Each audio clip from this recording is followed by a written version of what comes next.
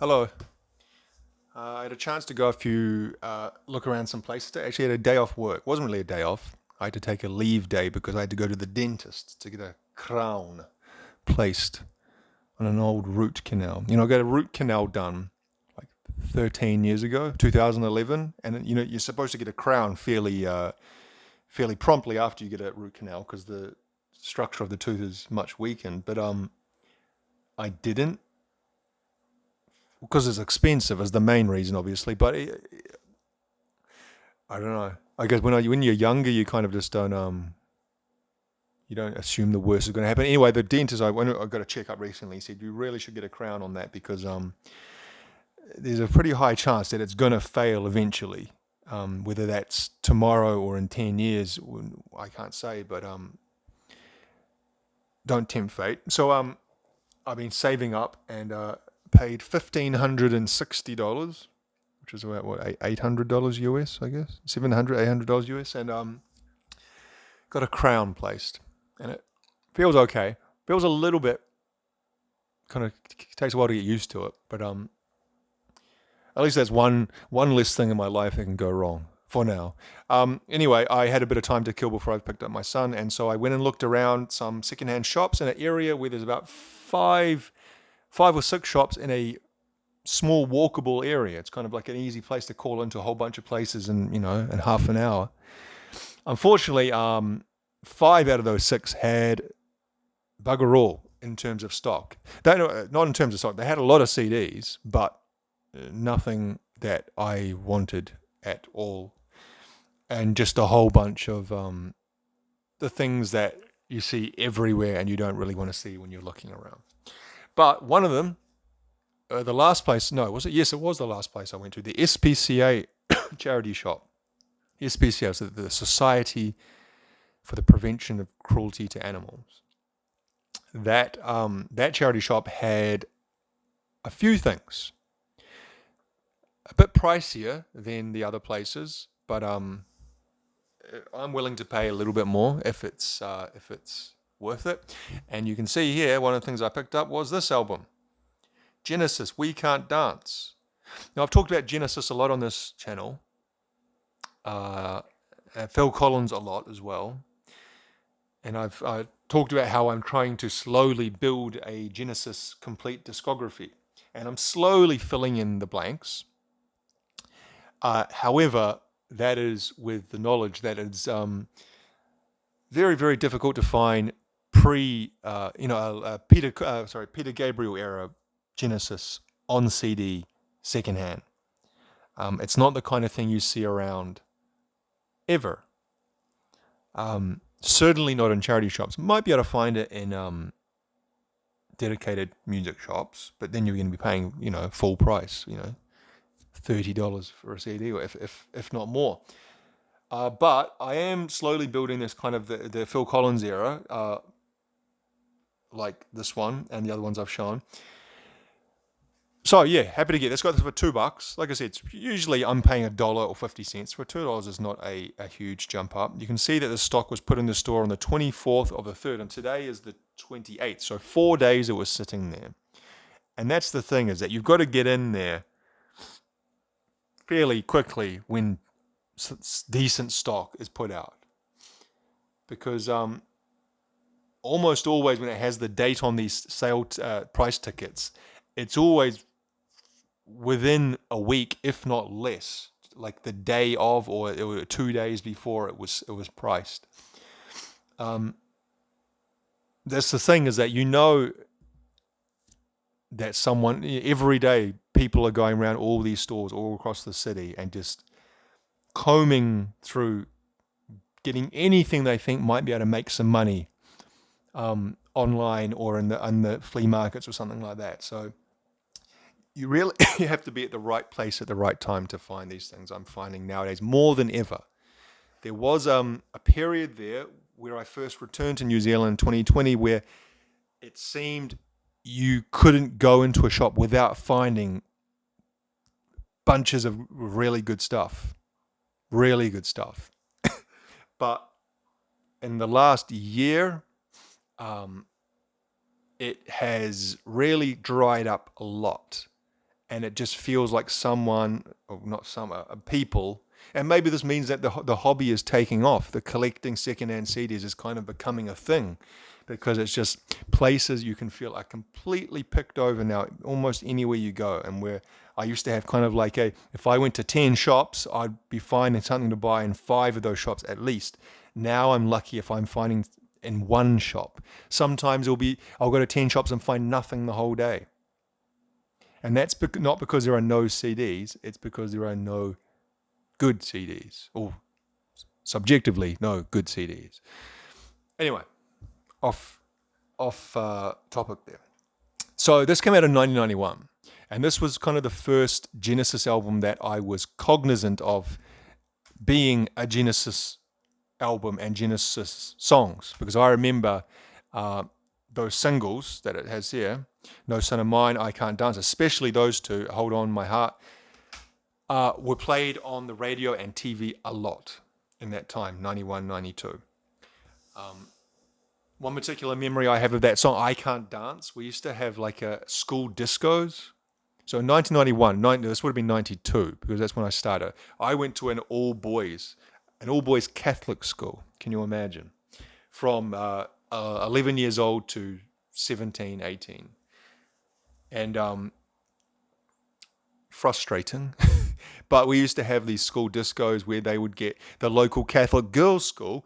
They would organize these events so that the Catholic boys' schools and the Catholic girls' schools can do like things like school discos or sports days together, where at least we'd get some semblance of female contact in our lives, because it's a bit grim there for a period. Yeah, as you get older, when you get to about 16, I guess, about 16, you're kind of old enough to meet girls in other ways, and don't have to rely on school, like you're just out and about or at work and things like that. But there's a period there, 13, 14, 15, where you go a bit stir crazy not being around girls and being in an all boys Catholic school. Anyway, we had this school disco with the girls' school, and I remember this would be 1992.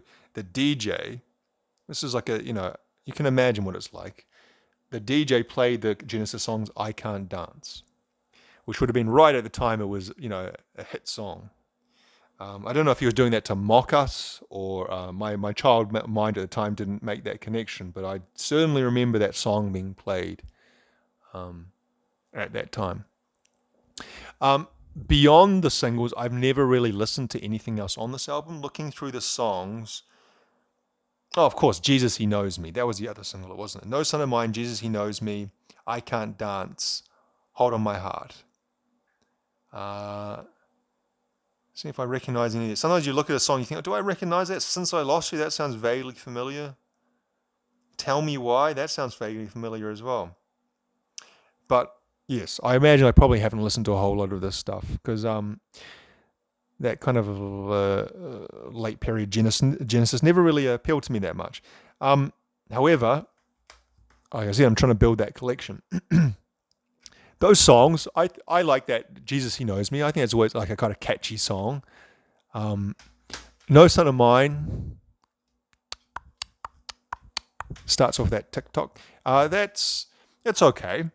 I was a bit baffled by the lyrics of that song, where like it's obviously about a kid who's like kind of runs away from home, or kind of leaves home because he's got an abusive father, and he leaves his mother, but he's always kind of, it sounds like the lyrics kind of vilify him, because it's from the point of view of the kid. But I guess when the chorus, where the father says, you got up, you left us behind, and you're no son of mine. It's like, well, why do you think he left? You left us behind, as though he's lumping himself in with the other family. You're the reason he left. You're beating your wife and shit. Anyway, I believe this is the last, I know this is the last album of the Phil Collins era, because he left relatively quick. Oh, not quickly. Like, he left what, in 94? No, I can't even remember when he left. He left Genesis in would have been before 96, because I think 96 was on here. Actually, I don't know. My timeline's a bit messed up. They put out another album with another singer. And because Phil Collins in that time, which I talked about this when I talked about his biography, I read his biography, his autobiography, Not Dead Yet, I think it's called, which is very good. I really enjoyed that. And he talks about he was kind of really burnt out by this stage in the 90s. And his next solo album after this, which I think was Both Sides, didn't perform as well as his, imperial phase in the 80s. But he was kind of just burnt out, and he couldn't give himself to two huge projects like Genesis and a solo album. So yeah, this was the last album of them with Phil Collins as the vocalist. Anyway, what else did I find? 2 albums by Queen. Now, I was of two minds whether to buy these. I did buy them because I don't own any albums by Queen other than I've got the triple disc set of the greatest hits, volume 1, 2, and 3, very famous. Volume 1's got the band picture on the front with the black background. Freddie's wearing a leather jacket. Volume 2 is kind of purple with the Queen logo. And volume 3, I don't even know what the symbol is on that, but I've got that as well. It's in one 3 CD set. And that covers most of what you'd want in terms of Queen. And I've never been the hugest Queen fan. I'm as much as a Queen fan as everyone is. They've got some songs that are just some of the greatest rock songs ever written, and just so omnipresent in culture that you can't escape them. But I haven't really gone beyond those greatest hits collections and the songs that everyone knows. A few of the things I have, some of the kind of earlier stuff I have, I've kind of delved into a little bit. But I don't actually own any actual Queen albums. And so I saw 2 and I thought, well, why not? And these are $2 each as well. And you can see these were also put out on the same day, the 24th of March. I would guess that the same person sold all 3 of them. Obviously, these 2 would be the same person, but I reckon that the Genesis one was the same person, got rid of those ones as well. So Innuendo and Made in Heaven. Now, I know that a lot of people look at these and go, well, if you're going to buy Queen albums, why'd you get those 2? Because they're kind of like that's post-Freddie, after he had died. And I think that may have been the last album before he died. I'm pretty sure this was 91. Yes, 1991. I'm pretty sure it was released before he died. I might actually check that. Hang on. Well, it says February 91. I'm pretty sure he died in December 91. Because I actually read a Freddie Mercury biography 6 months ago. It actually wasn't a biography. It was a book written by his boyfriend or his lover, whatever, Jim Hutton, which was interesting. Don't know if it would, I'll talk about that another time. Anyway, so yeah, I'm sure that a Queen fan would go, well, of all the things to start to buy, why would you buy these 2 albums? They're kind of like, they would be down the list of great Queen albums. I understand that, but just like I was saying, Genesis albums are from the 70s. Well, Queen albums, full stop, you don't see around a lot. You see the greatest hits collections fairly regularly, but actual albums, I don't think I've ever seen any other albums before. The other thing is that I thought was a little bit interesting. I've never really seen something like this before. Look at that. On the kind of, what do we call this little part here on the edge, they've got a little Queen Q logo that would have added to production costs, I would imagine. That's quite unique and cool. Never seen anything like that before. I'm sure that other bands have done that, but I've never seen it. So that kind of pushed me over the edge, and I thought, well, why not? $4. I haven't bought anything secondhand. Well, actually, I bought things at the markets on the weekend, didn't I? But I mean, from secondhand charity shops, I haven't bought anything for actually quite a while. So yeah, like I said, I know that this was released after his death. I think in 93, 95. Okay. And the only song I've heard on this is Made in Heaven. No, Heaven for Everyone. Sorry, I'm getting the Heaven references mixed up. You can see there that the picture is with Brian May, John Deacon, and Roger Taylor without Freddie. I think they're looking over Lake Geneva. I don't know why I know that's Lake Geneva. I must have read something before. There's a statue of Freddie on Lake Geneva, isn't there? Did he live? I think he lived there for a while. I think I have a memory of reading about that as well. So we have some pictures from over the years. Very early one there. So I'll listen through to that, but maybe I thought, I don't know. I might get rid of them eventually. I don't know.